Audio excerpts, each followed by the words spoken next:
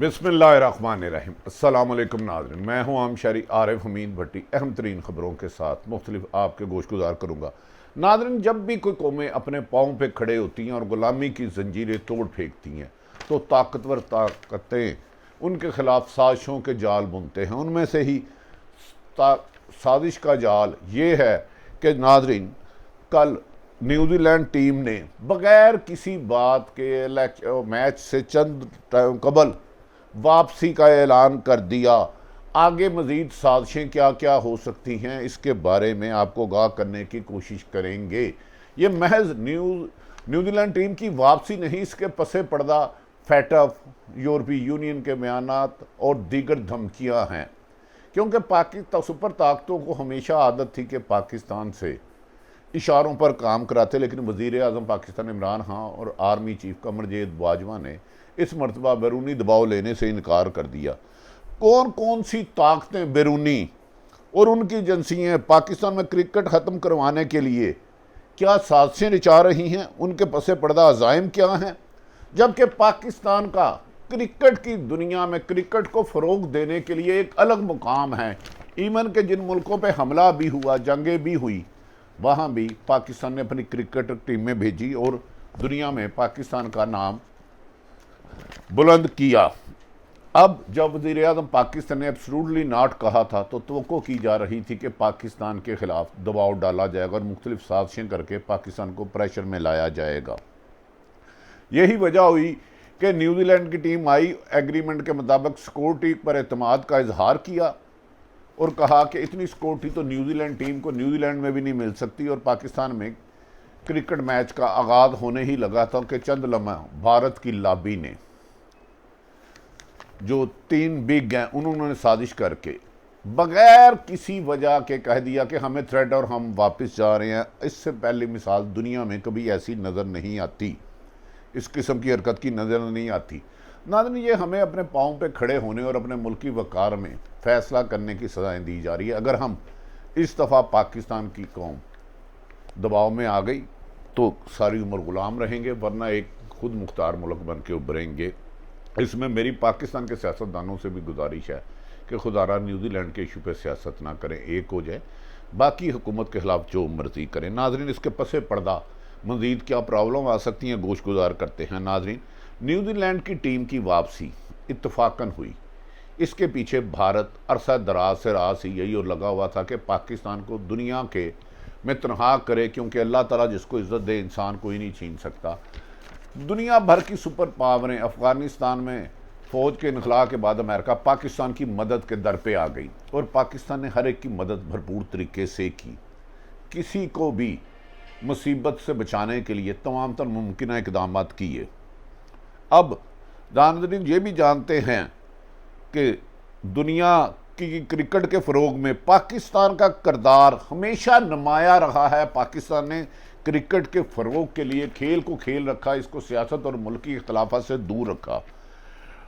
बदकिस्मती है कि ऐसे मौके पर बड़े बड़े क्रिकेटर जो क्रिकेट के दाई बनते हैं, जो क्रिकेट के शौकीन हैं और क्रिकेट के दिल जीतते हैं, उनका उन्होंने भी इस भारतीय मकरू किरदार पर खामोशी इख्तियार रखी।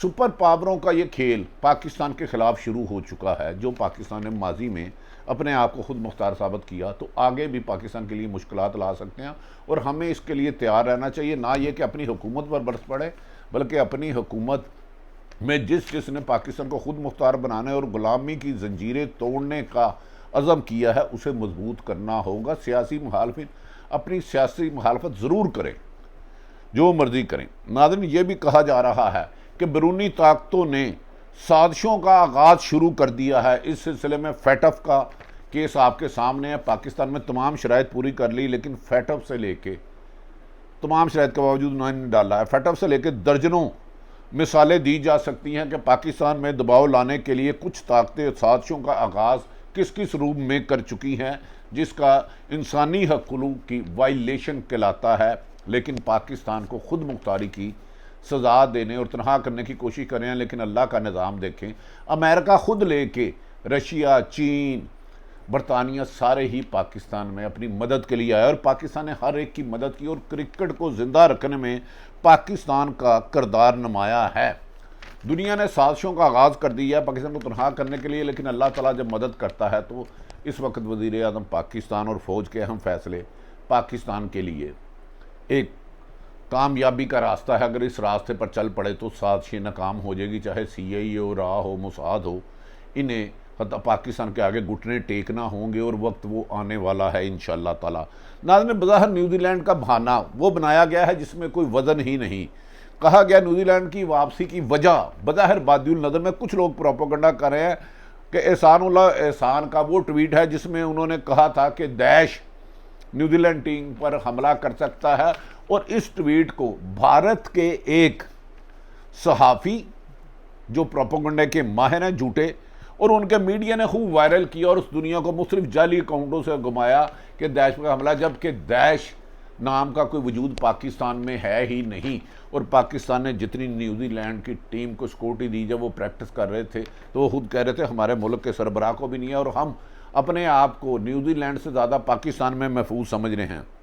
नाज़रीन, भारतीय साजिश अमेरिका इस वापसी में, क्रिकेट की टीम की वापसी में कहा जाता है भारतीय साजिश और अमेरिका शामिल है, जिसको कभी भी ना सुनने की आदत ही नहीं थी। जब से उसने वज़ीर आज़म इमरान खान से एब्सोल्युटली 9 का बात सुनी कि अमेरिका एयरबेस देने पर, वो बुखला गया और बदला लेने के लिए मुख्तलिफ अच्छे हथकंडों पर उतर आया। इस सिलसिले में उसने पहला वार ये किया कि पाकिस्तान पर वीज़ों पर सख्ती कर दी। जो स्टूडेंट जा रहे थे उनकी मुश्किलात में बेपनाह इजाफा कर दिया। अमेरिका जाने वाले स्टूडेंटों पर पाबंदियाँ, बिला वजह रोक टोक, उनके लिए मुश्किलात में पैदा, और स्टॉक एक्सचेंज से पैसा निकाल दिया कि पाकिस्तान दिवालिया हो जाए। और इसके अलावा अमेरिका और भारत ने मुख्तलिफ ममालिक से जिनकी पाकिस्तान से तजारत थी, तजारती महाज पर मुश्किलात खड़ी करने के लिए मुख्तलिफ हरबे इस्तेमाल करने शुरू कर दिए और पाकिस्तान को बदनाम करने के लिए 5th जनरेशन वार की, जिसको पाकिस्तान की फ़ौज ने नाकाम बना दिया। यहाँ तक कि भारत का और अमेरिका का ठंडा नहीं हुआ गुस्सा कि जब पाकिस्तान ने फैटफ की शराइत मुकम्मल कर ली, अब इवन के यूरोपीय यूनियन और नेटो और अमेरिका की फ़ौजों को भारत में बग़ैर एक खून रेजी के कतरे के बाहर निकाला और उनके मुल्क में महफूज पहुँचाया। ये पाकिस्तान की कुर्बानी कोई भी दुनिया का मुल्क नहीं दे सकता कि जब तालिबान का कब्ज़ा हो गया और नेटो की 12 साल अमेरिका की वहाँ जंग जारी रही हो, उधर एक खून के कतरे बहाए बगैर हमारी पाक फ़ौज ने, हमारी हुकूमत ने अमेरिका की फ़ौज नेटो को बाहर बाहिफाजत निकाला और उनके ममालिक में पहुँचाया। दूसरी तरफ स्टॉक एक्सचेंज से निकालने के लिए भारत पाकिस्तान के लिए मुश्किलात करा और यहाँ तक आ गया है जिसे कि यूरोपीय यूनियन पाकिस्तान का GSP प्लस ख़त्म करने की भी धमकियाँ दे रहा है, जबकि पाकिस्तान वाहिद ऐसा मुल्क है जिसने इंसानी हकूक़ की अलमदारी पर बढ़ से बढ़ के कुर्बानी दी। और जब भी किसी भी मुल्क पर बुरा वक्त आया, पाकिस्तान के बढ़ के उसकी मदद की। अब पाकिस्तान का सिर्फ इतना रोल है कि वज़ीर आज़म पाकिस्तान और मौजूदा सिविल और इस्टेब्लिशमेंट हुकूमत ने कहा था माजी में 20 साल हमने जो जंग लड़ी है भारत के अमेरिका के कहने पे, अब हम नहीं करेंगे, अपनी ज़मीन को किसी मुल्क के ख़िलाफ़ नहीं इस्तेमाल होने देंगे और किसी मुल्क को नहीं देंगे। याद रखें नाज़रीन, भारत आज भी अफ़गानिस्तान में कुछ ट्रेनिंग कैंप कायम करके पाकिस्तान के पाक फ़ौज के जवान और अफसर शहीद कर रहा है, और हम फिर भी बार बार कह रहे हैं कि हमारे अमन की दोस्ती को कमज़ोरी ना समझा जाए। हम जवाब देने की अहलियत भी रखते हैं और दोबारा अब भी नंदन जैसे जहाज़ गिरा कर आपके पायलटों को अपनी गिरफ्त में भी ले सकते हैं। नाज़रीन, अब यहाँ तक आ गया है कि यूरोपीय यूनियन ने पाकिस्तान को ये धमकी दी है, GSP प्लस ख़त्म करवाने की धमकी दे रहे हैं। अभी तक फैसला नहीं किया और कहा जाता है कि ये करारदाद वो अपनी असम्बली में पेश करेंगे। नाज़रीन, याद रख लें, जब भी कोई गुंडा महल्ले का आपसे जगह टैक्स लेता है और आप उसको देते रहते हैं, उसका हौसला बढ़ता रहता है। पहले 10 रुपये लेता है, 100 रुपये लेता है, 1000 रुपया लेता है, आपके घर पे कब्जा कर लेता है। इसी इलाका होता है, मुल्क होता है। इसी तरह दुनिया में है। अमेरिका एक वर्ल्ड वार का गुंडा है जो रोकता है। अब पाकिस्तान ने पहली दफ़ा इनकार किया, तो इस मुश्किलात से घबराने की ज़रूरत नहीं।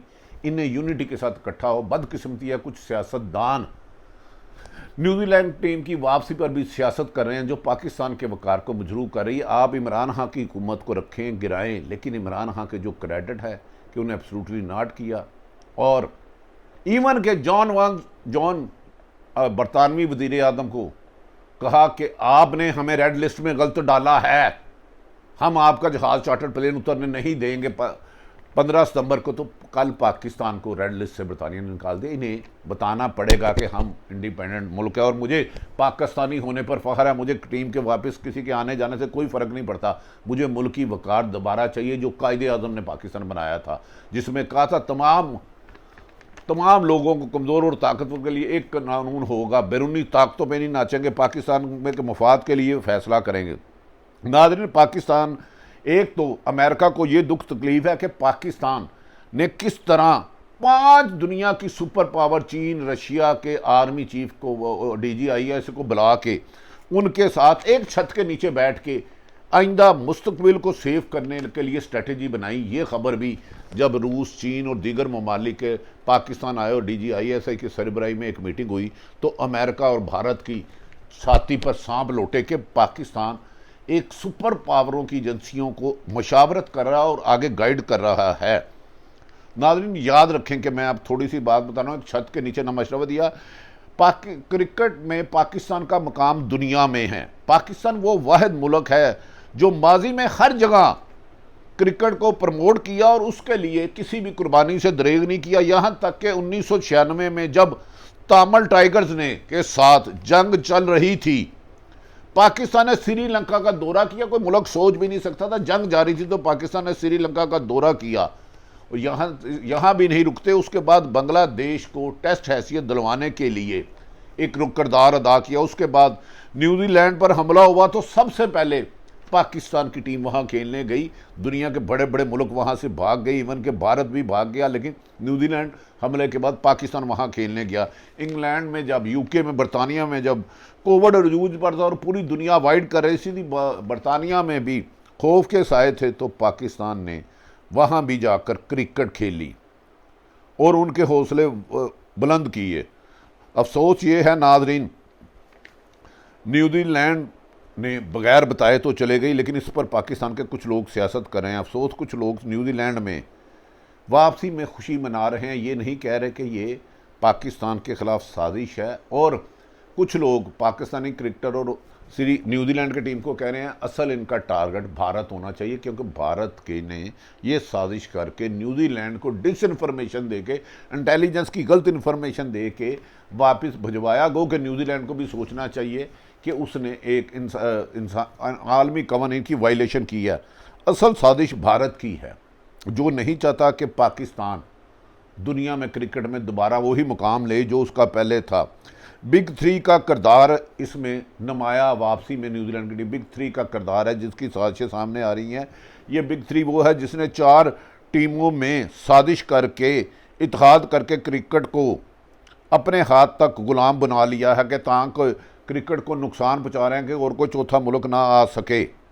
नाज़रीन, ये भी कहा जा रहा है कि बिग 3 के ख़िलाफ़ और पाकिस्तान अब न्यूजीलैंड की इस गैर जिम्मेदाराना हरकत पर आलमी कवानीन के मुताबिक बाहर जाएगा।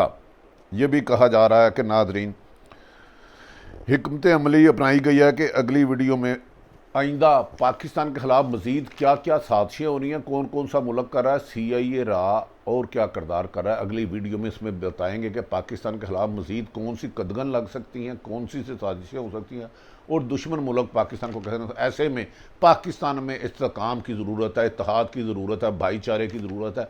तमाम सियासतदानों कौम से गुजारिश है, मुल्क के वक़ार के लिए एक हो जाए, सियासी स्कोर करते रहे। पाकिस्तान जिंदाबाद।